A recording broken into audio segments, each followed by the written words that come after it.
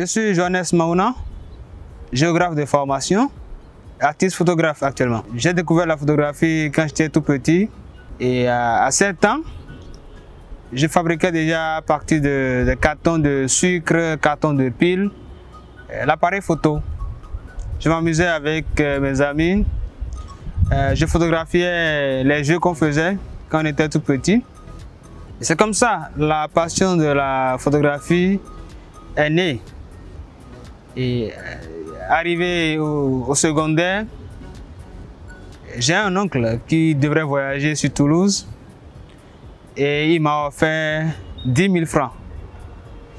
Moi-même, j'allais en vacances au Togo et j'ai demandé à ma maman de me faire acheter un appareil photo. De mon retour des vacances, elle avait déjà fait acheter l'appareil photo par un oncle. C'était un appareil argentique de marque Palace Super. Il y avait la pellicule et les piles Tudor.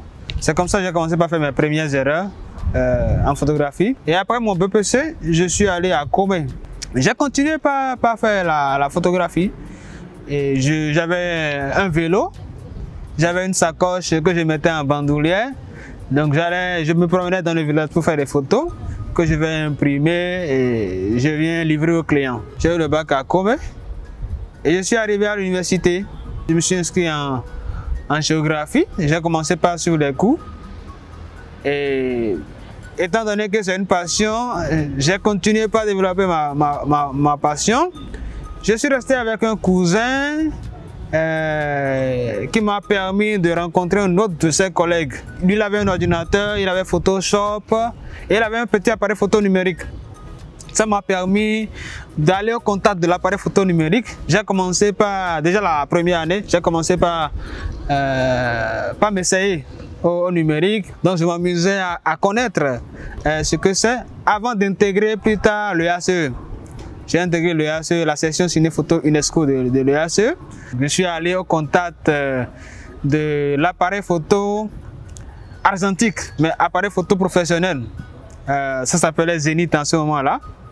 Donc, on nous avait appris comment manipuler l'appareil photo Zénith, comment faire des plans, tout ce qui concerne la photographie argentique. Je l'ai appris à l'EACE et j'ai reçu à l'EACE une demi-bourse pour poursuivre ma formation en ville. C'était une formation complète. Et à la fin, j'ai continué par développer ma passion à travers Internet. Je faisais des recherches sur Internet, je faisais des essais. Mais étant à l'UACE et en géographie, j'ai reçu ma bourse en géographie et j'ai pris une partie des sous de ma bourse pour m'acheter un appareil photo numérique. Et ça a évolué. Moi-même, je me suis perfectionné dans ce milieu-là. Et puis, ça m'a permis plus tard d'avoir mon appareil photo numérique. Le deuxième que je me suis acheté, Canon 7D Mark II. Et aujourd'hui, j'ai un Nikon D850 que j'utilise pour mes prestations photographiques. Quand je ne suis pas en amphi, je suis à l'UACE. Et à l'UACE, ce n'est pas une formation continue. Il y a des jours de formation, des heures de formation. Donc vous faites en sorte que à ces heures-là, vous êtes à l'UACE. Et même si vous ratez des cours en ce moment-là, vous rattrapez après. Ça nous a permis de jumeler les deux. On allait au cours, en même temps on allait à l'UACE, on avait les deux formations en même temps. Et on s'arrangeait pour être au pas de part et d'autre. Donc c'est ce qui a fait que aujourd'hui, bon, je suis géographe, mais je suis beaucoup plus photographe parce que j'ai les deux aptitudes et il fallait choisir. J'ai choisi ma passion qui est la photo et qui me permet aujourd'hui de m'en sortir. Je n'ai pas regretté d'avoir fait la géographie parce qu'aujourd'hui, dans tout ce que je fais, j'ai cette aptitude-là, cette manière de réfléchir-là, tout ce qu'on m'a enseigné en géographie, qui transparaît dans ce que je fais. Aujourd'hui, je suis en même de travailler sur des thématiques, de réfléchir. Ça me permet d'être pointu dans tout ce que je fais. Et ça, je pense que c'est les recherches que j'ai eu à effectuer en géographie qui m'ont donné cette aptitude-là, cette manière-là de réfléchir et de travailler sur mes projets photographiques. Moi, je travaille sur des thématiques précises Et quand tu travailles sur des thématiques précises, il faut aller peut-être à la bibliothèque, aller faire des recherches sur la thématique, aller sur le terrain. Le géographe, c'est quelqu'un qui va sur le terrain. Le géographe, c'est quelqu'un qui va au contact des autres pour avoir des informations. Le géographe, c'est quelqu'un qui observe beaucoup. C'est pareil pour le photographe. Donc, tout ce que j'ai appris en géographie, ça me permet aujourd'hui de développer ma manière de faire la photo. Les parents doivent commencer par suivre leurs enfants depuis la maison. Mon enfant aime faire quel jeu? Mon enfant, quelles sont ses aptitudes?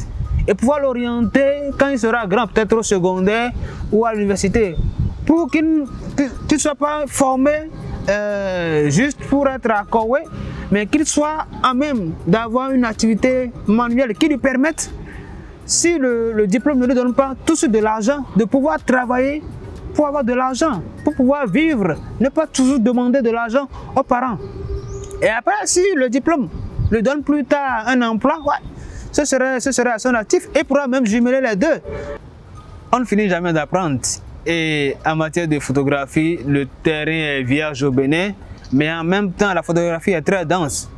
Et il faut pouvoir travailler pour se départir. Il faut se trouver son chemin, son canal à emprunter. Et moi, depuis un certain temps, j'ai choisi de faire de la photographie de recherche. La photographie de recherche pour pouvoir montrer ce qui est mal connu chez nous, ce que nous voyons, mais qui ne nous dit rien, mais qui est important pour notre culture. J'ai choisi d'aller dans des milieux, dans le milieu endogène pour révéler ce que les gens ne connaissent pas ou connaissent, mais connaissent mal de la société. Bon, je voudrais continuer sur cette lancée-là, pouvoir réaliser des œuvres qui vont rester pour la postérité, pouvoir exposer un peu partout dans le monde, montrer mon travail un peu partout dans le monde, et sensibiliser, éduquer, et informer à travers tout ce que je fais. Mon conseil à l'endroit des étudiants, des élèves, de ceux qui m'écoutent, c'est qu'on doit pouvoir aujourd'hui savoir ce à quoi nous sommes destinés, quelles sont nos aptitudes dans la vie et pouvoir nous orienter beaucoup plus sur ce chemin-là au lieu de suivre les autres. Le projet La Seconde Corde à mon arc est une très belle initiative à encourager, à féliciter, à soutenir. Un projet qui permet aux élèves, aux étudiants de se découvrir, de tirer exemple de l'expérience des autres qui, au-delà de leur formation académique, ont des formations para-académiques et ils vivent de ça aujourd'hui. Montrer cette voie-là à la jeunesse, c'est sauver la jeunesse. Montrer cette voie-là aux enfants, c'est déjà entamer leur orientation à la base.